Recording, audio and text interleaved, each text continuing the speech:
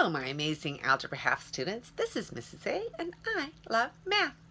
And tonight we're doing 121 in our Saxon Blue Books, and this is edition 2. Edition 3 is 114, probability part 2, independent events. Now, an independent event, events that do not affect one another would be two independent events. All right, so they gave an example in the book. If Charlie flipped a nickel and Tommy flipped a dime, then whatever Charlie flips on his nickel is not going to affect what Tommy flips on his dime at all. So those are called independent events. They don't affect each other. So we have a cool formula. The probability when we have independent events of A happening and B happening, so like A and then B, would be probability that A happens times the probability that B happens. So we can see, especially with coins, this cool little, what we call a tree diagram. So here we start off, we flip two coins, or we flip the same coin twice. So here we have the probability, we have a head and then a tail, because those are our two possible outcomes. And then after we flip the head, we're going to flip the coin again, and we're either going to get a head or a tail. After we flip the tail, we're going to flip again, and we're either going to get a head or a tail. So there are four possible outcomes. We could get a head and then a head. We could get a head and then a tail. We could get a tail and then a head. We could get a tail and then another tail.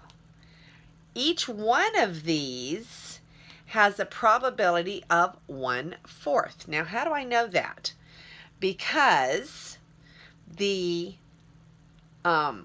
total outcome of any situation is always going to be a probability of 1, because a probability of 1 is the whole deal, okay? So, since the whole thing has a probability of 1, and these all have equal probability, they must be 1/4, 1/4, 1/4, and 1/4. So now, let's do that with our little formula. So when we're looking at this, we say, well, what is the probability of a head and then a tail? Well, a head and a tail is 1/4. Okay, and then a head and a head, well, a head and a head only happens one time, so it's 1/4.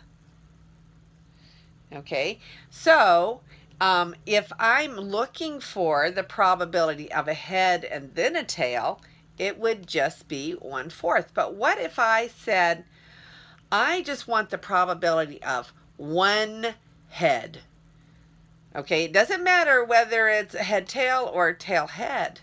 Then I would have to add the two together. So 1/4 plus 1/4 would be 1/2. Okay, we would end up having two outcomes that would satisfy the situation. Okay, so here's our big example. A fair coin is tossed 3 times. What is the probability it will come up heads every time? So the first thing I want to do is a tree diagram, because I think that will give you a good picture. And then I'm going to use the formula also to do the same thing. So what we're looking for is the probability of head, and then a head, and then a head. Isn't that what we're looking for? Probability of head, head, head. Now, our formula tells us that we will multiply the probability of a head times the probability of a head times the probability of a head. Well, we have a fair coin, so we're going to say, what is the probability that I'm going to get a head and not a tail? Since total probability is always 1, then since there are 2 equal outcomes, we would say the probability of flipping a head is 1/2. Okay, 1 out of every 2 will be a head because they're equal probability. So we're going to say the probability of a head times the probability of a head times the probability of a head is 1/2 times 1/2 times 1/2. And 1/2 times 1/2 times 1/2 is 1/8. Okay, so now that's doing it with the formula. So now let's do it with our little tree diagram. Okay, I'm going to try to do it pretty small. See, we're going to have a head and then a tail. And then after we do the one flip, we're going to have a head or a tail, a head or a tail, right? So this would be head, tail, head, tail. But then we're going to flip it again. So we're going to have a head, tail, head, tail, head, tail, head, tail. H, T, H, T, H, T, H, T. Okay, so this row down here tells us how many possible outcomes we have. We have 1, 2, 3, 4, 5, 6, 7, 8 possible outcomes. Total probability is 1. So each one of those outcomes, 8 possible outcomes, total probability is 1. 1 divided by 8 is 1/8. So this is the one we wanted, right? Head, head, head is 1/8. Now, this one would be head, head, tail. This one right here would be head, tail, head. Okay? This one right here would be head, tail, tail. This one would be tail, head, head, tail, head, tail, tail, tail, head, tail, tail, tail. Each one of those has 1/8 probability, but the one we desired was only one of those. So 1/8 from a tree diagram, 1/8 from the formula. Okay, look at the board very carefully because there's a lot of work on there. Okay, this one's a little tricky. It says in example 2, a fair coin is tossed 4 times and it comes up heads every time. What is the probability that it will come up heads in the next toss? Now, tossing a coin, those are independent events, aren't they? So whatever happened before does not affect what's happening next. So guess what? The probability of a head on the next toss is exactly what the probability of a head on each toss is. It's 1/2. That was kind of tricky, wasn't it? Okay, so the last one we're going to do is a practice problem. Okay, your practice problem is a good one because you don't want to do a tree diagram with this one. That would be very hard to do. A spinner is spun 3 times. Now look how many options are on that spinner. That would be a big tree diagram because every single spin has 8 different outcomes. Okay, what is the probability of a 3 and then a 5 and then a 1 on your 3 spins? Well, there's only 1 3, there's only 1 5, and there's only 1 1. So the probability of each one of those is 1/8. So the probability of a 3 and then a 5 and then a 1 using our formula is 1/8 times 1/8 times 1/8. This is one you definitely want to do with your formula. And let's see, 8 times 8 is 64.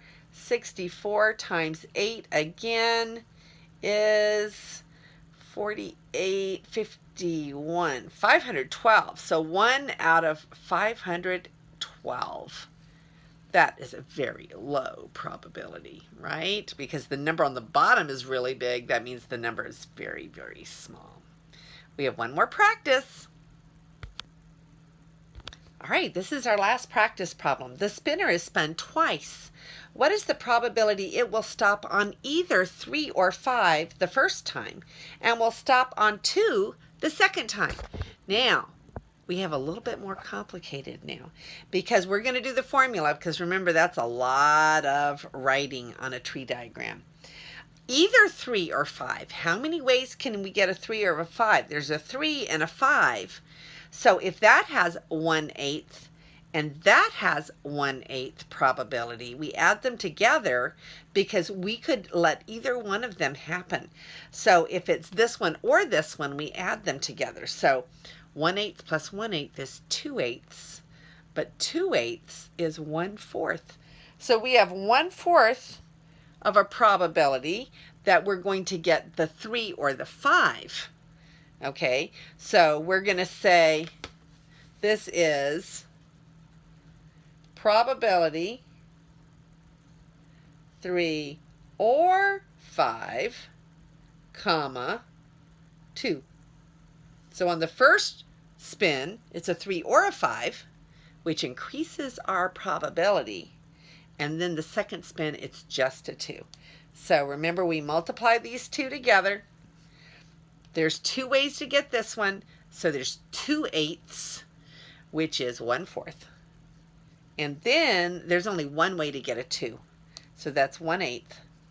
And when we multiply them together, we get 1/32 is the probability that both of those things happen in the right order. And we are done with our lesson on independent event probability. And this is Mrs. A, and may God bless your day.